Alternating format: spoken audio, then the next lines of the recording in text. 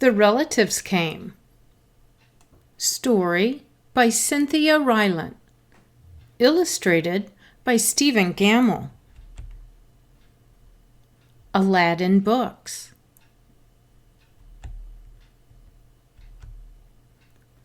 For Aunt Agnes Little and her brood, Dick Jackson and his, Jerry and ours. It was in the summer of the year when the relatives came. They came up from Virginia. They left when their grapes were nearly purple enough to pick, but not quite. They had an old station wagon that smelled like a real car, and in it they put an ice chest full of soda pop and some boxes of crackers and some bologna sandwiches, and up they came from Virginia. They left at 4 a.m. when it was still dark, before even the birds were awake.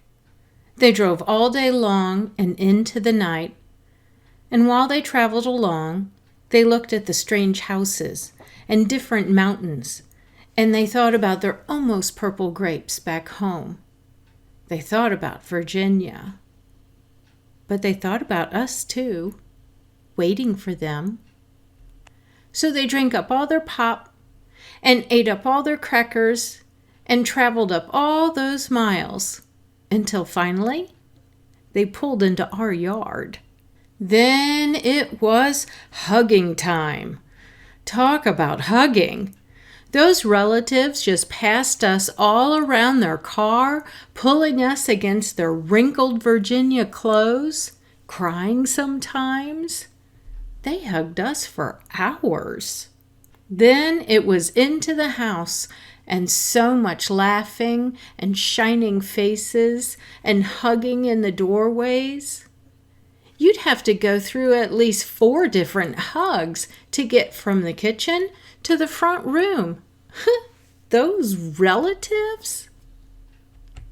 And finally, after a big supper, 2 or 3 times around, until we all got a turn at the table, there was quiet talk, and we were in 2s and 3s through the house. The relatives weren't particular about beds, which was good since there weren't any extras. So a few squeezed in with us, and the rest slept on the floor. Some with their arms thrown over the closest person, or some with an arm across one person and a leg across another. It was different, going to sleep with all that new breathing in the house. The relatives stayed for weeks and weeks.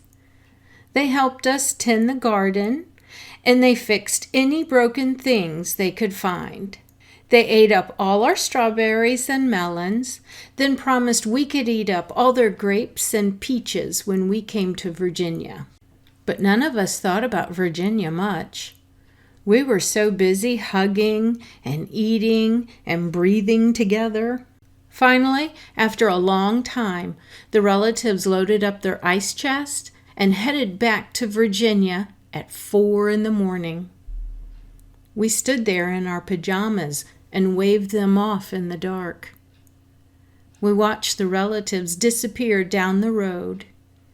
Then we crawled back into our beds that felt too big and too quiet. We fell asleep, and the relatives drove on all day long and into the night, and while they traveled along, they looked at the strange houses and different mountains, and they thought about their dark purple grapes waiting at home in Virginia. But they thought about us too, missing them, and they missed us. And when they were finally home in Virginia, they crawled into their silent, soft beds and dreamed about next summer.